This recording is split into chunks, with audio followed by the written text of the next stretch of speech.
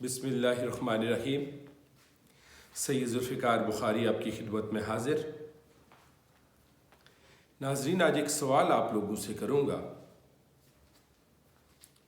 کہ ہمیں زندگی میں کون سا کام سب سے مشکل لگتا ہے؟ اگر میں اسٹوڈنٹ سے سوال کروں تو وہ یہ کہیں گے کہ امتحان میں نمبرات لینا، مارکس حاصل کرنا سب سے مشکل کام ہے۔ اگر وہی جب وہ پریکٹیکل لائف میں آ جائیں تو میں ان سے اگر سوال کروں کہ عزیز طلباء، اب تو آپ پریکٹیکل لائف میں آ گئے، آپ کو سب سے مشکل کام کون سا لگتا ہے؟ تو یقیناً ان کا جواب یہ ہوگا کہ ہمیں پی ایس سی کو ٹاپ کرنا یا سی ایس ایس کو ٹاپ کرنا یہ سب سے مشکل کام لگتا ہے۔ اگر میں ایک دوسرے پیرائے میں ان سے سوال کروں کہ کیا آپ کو ڈاکٹر بننا آسان لگتا ہے یا مشکل لگتا ہے، تو بہت سارے طلباء اور طالبات یہ مجھ سے کہیں گے کہ ڈاکٹر بننا سب سے مشکل کام لگتا ہے۔ اگر یہی میں سوال جو انجینئرنگ کے شوقین ہیں ان طلباء سے کروں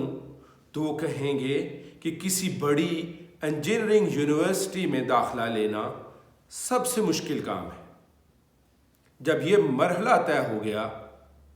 اس کے بعد جب جاب کی باری آتی ہے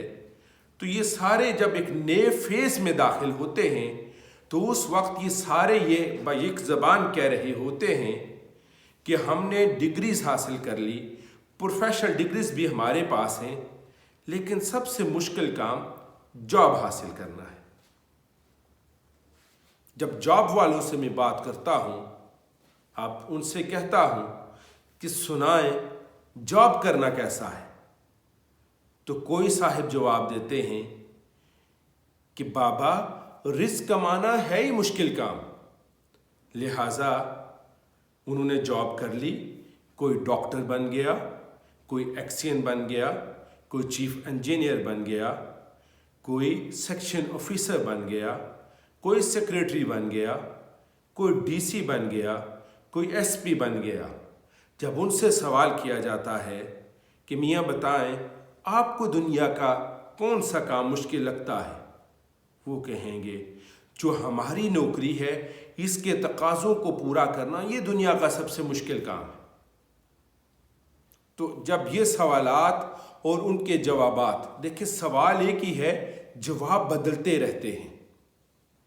تو جو جاب کر رہے ہیں، جو اتنی بڑی نوکریوں پہ فائز ہیں،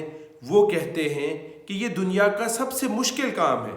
اس جاب کے تقاضوں کو پورا کرنا۔ اگر میں ڈی سی ہوں تو اس کے تقاضوں کو پورا کرنا یہ سب سے مشکل کام ہے۔ اگر میں سیاست دانوں کے پاس جاؤں تو میں ان سے سوال کروں کہ سر یہ بتائیں دنیا کا سب سے مشکل کام کون سا ہے، وہ کہیں گے کہ ہاں یہ سیاست اتنی اکھڑی ہوئی چیز ہے کہ اس کو رام کرنا سب سے مشکل کام ہے، اور عوام کے پاس جا کر ووٹ لینا اس سے بھی مشکل کام ہے۔ اور جب یہی منسٹر بنتے ہیں یا اللہ کسی کو وزارت عظمیٰ کے عہدے پہ فائز کر دیتا ہے، ان سے سوال کریں تو وہ اگرچہ بڑے منصب پہ فائز ہوتے ہیں تو وہ اس وقت وہ اس سوال کا یہ جواب دیتے ہیں کہ جن منصب پہ ہم لوگ فائز ہیں اس کو پورا کرنا بہت مشکل کام ہے۔ تو ہمارے یہ بات سامنے آئی کہ جس منصب پہ کوئی فائز رہا، سوال ایک ہی رہا، جواب تبدیل ہوتا رہا۔ پروفیسروں سے کیا، انہوں نے کہا جی نوکری کرنا بڑا مشکل کام، کبھی ایک جگہ پہ پھینک دیتے ہیں، کبھی دوسری جگہ پہ پھینک دیتے ہیں، اور کبھی کبھی ایسا بھی ہوتا ہے کہ وہ اس مشکل کو اتنی مشکل سمجھتے ہیں کہ بہت سارے ملازمین یا بہت سارے طلباء جو ان مشکلات کے اوپر قابو نہیں پاتے پھانسی کے پھندے پہ جھول جاتے ہیں، جیسے کہ ہمارے ایک کالج کے پروفیسر صاحب نے کیا۔ تو ثابت ہوا کہ کوئی شادی شدہ ہے، اس سے سوال کیا جائے تو وہ کہے گا کہ شادی نبھانا سب سے مشکل کام، بیویوں کو ڈیل کرنا سب سے مشکل کام۔ تو ثابت یہ ہوا کہ سوال ایک ہے، جواب مختلف ہے۔ اور میں نے جو زندگی کا نچوڑ نکالا ہے، ان سب سے بھی ایک اور مشکل کام ہے جس کا واسطہ آپ کو اور مجھے ہر دم پڑا رہتا ہے، اور وہ کیا ہے؟ آپ بھی ذرا اپنے ذہن میں سوچئے، میں بھی آپ کے سامنے یہ بات کرتا ہوں کہ آخر وہ کیا مسئلہ ہے، آخر وہ کون سا مشکل کام ہے جو کہ ایک عام بندے کو بھی اس کو مشکل کام بہت مشکل لگتا ہے، وہ پروفیسر کو بھی مشکل لگتا ہے، وہ طلباء کو بھی مشکل لگتا ہے، وہ طالبات کو بھی مشکل لگتا ہے، وہ ڈاکٹرز کو بھی مشکل لگتا ہے، وہ انجینئرز کو بھی مشکل لگتا ہے، وہ ڈی سی صاحب کو بھی مشکل لگتا ہے، وہ ایس پی صاحب کو بھی مشکل لگتا ہے، وہ منسٹر کو بھی مشکل لگتا ہے، وہ وزیر اعظم کو بھی مشکل لگتا ہے۔ اور دنیا کی ساری لڑائیاں، جو چاہے خاندانی ہوں، آئلی ہوں، گھریلو جھگڑے ہوں، ساس بہو کا مسئلہ ہو، نند بھاوج کا مسئلہ ہو، یہ سب سے مشکل کام ہے جو میں آپ کو بتانے جا رہا ہوں۔ تو دل تھام کے بیٹھیے اور جواب سنیے کہ جو میں نے باقی کام آپ کو بتائے وہ آپ سب کو آسان لگنا شروع ہو جائیں گے، یہ کام سب سے آپ کو مشکل لگنا شروع ہو جائے گا۔ سوال کیا تھا کہ دنیا کا سب سے مشکل کام کون سا ہے؟ زندگی کا یہ تجربہ اس نتیجے پہ پہنچا چکا ہے مجھے کہ میں آپ کو بتاتا ہوں کہ سب سے مشکل کام دوسروں کی خوشیوں میں دل سے خوش ہونا ہے۔ اگر آپ طلباء ہیں تو کوئی آپ کا دوست طالب علم، آپ کی سہیلی آپ کو کراس کرتے ہوئے پہلی پوزیشن لے لیتی ہے اور آپ کا اور اس کا مقابلہ 1 to 1 چل رہا ہے،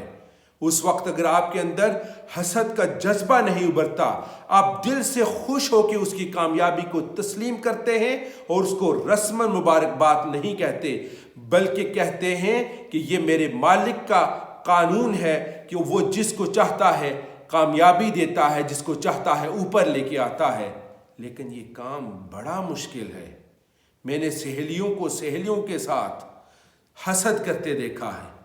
میں نے دوستوں کو دوستوں کے ساتھ حسد کرتے دیکھا ہے، اور کچھ تو ایسے مثالیں بھی ہیں کہ اس حسد نے دوست سے دوست کو قتل کروا دیا،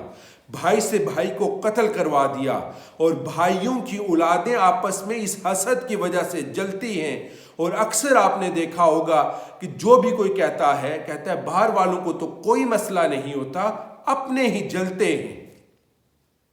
اور یہ حسد کا جذبہ اور یہ دوسروں کے لیے دل سے صاف ہونا اور اخلاص رکھنا اور اخلاص کے ساتھ کسی کو مبارک دینا اور اس طرح دینا کہ دل سے ہو، یہ سب سے مشکل کام ہے۔ رسماً مسکراہٹ کا تبادلہ بھی ہو جائے گا، جس مرضی پروفیشن میں چلے جائیں، شوبز میں چلے جائیں، ایجوکیشن میں چلے جائیں، آپ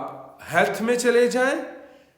جس جگہ پہ چلے جائیں، جو جتنے بڑے منصب پہ ہوگا، جو جتنی بڑی تعلیم کا حامل ہوگا، اس کے اندر اتنا ہی یہ جذبہ زیادہ پایا جاتا ہے۔ ہوتا کیا ہے کہ ہم ڈگریز لے لیتے ہیں، لیکن ہماری جو یہ نفس کی سب سے بڑی کمزوری ہے، اس کی نہ کوئی تربیت کرتا ہے اور نہ ہم اپنی خود احتسابی کرتے ہیں۔ دوستو، میں نے پروفیسروں کے ساتھ یونیورسٹیز میں نے جتنا حسد دیکھا، جتنے پڑھے لکھے لوگوں کے درمیان دفاتر میں کسی بھی محکمے میں چلے جائیں، جتنا پڑھے لکھے لوگوں میں حسد دیکھا اتنا ان پڑھوں میں نہیں پایا جاتا۔ اس کی بھی تو کوئی وجہ ہوگی نا۔ وجہ یہ ہے کہ ان پڑھوں کا مسئلہ یہ ہے کہ ان کے پاس نہ تو بڑا منصب ہوتا ہے، نہ ہی اتنا حسد کا جذبہ ہوتا ہے۔ اگر ان میں سے کوئی 2 پروفیسر ہیں، ایک ہی جگہ پہ کام کرتے ہیں، ایک کو اللہ بڑا منصب دے دیتا ہے، اب دونوں کی تعلیم برابر، تجربہ برابر، لیکن اس کو ایکسپٹ کرنا اور پیٹھ کے پیچھے اس بندے کو تسلیم کرنا اور برائی نہ کرنا، یہ دنیا کا سب سے مشکل کام ہے۔ سلطنت عثمانیہ کا زوال، جہاں اور بہت ساری وجوہات ہیں، وہاں سب سے بڑی وجہ یہ تھی کہ ایک سلطان दूसरे सुल्तान को कत्ल करके खुद उस मनसब पे बैठ जाता था। इसी तरह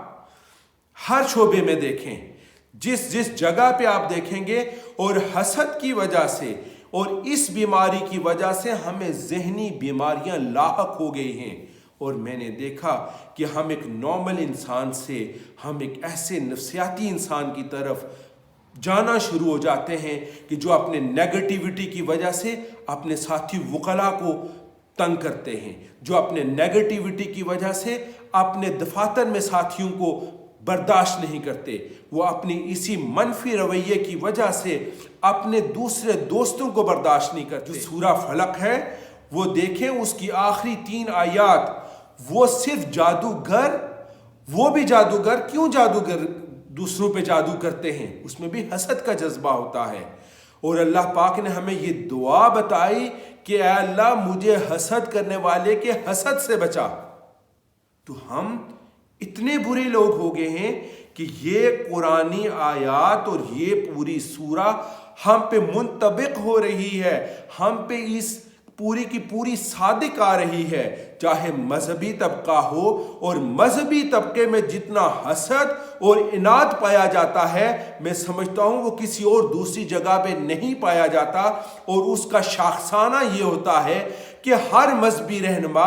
हर मजहबी पेशवा अपने आप को आला, दूसरे को कमतर समझता है। और इसकी जो सबसे बुरी मिसाल और इसकी जो सबसे बुरा रवैया जो हमारे सामने आता है कि वो अपने आप को मुसलमान और दूसरों को काफिर समझना शुरू हो जाते हैं, वो अपने आप को मोमिन, दूसरों को मुनाफिक समझना शुरू हो जाते हैं। और रफ्ता रफ्ता माशरे में इतनी अदम बर्दाश्त हो जाती है कि उनके सामने कोई बंदा दलील से बात करे तो वो दुश्नाम तराजी पे उतर आते हैं।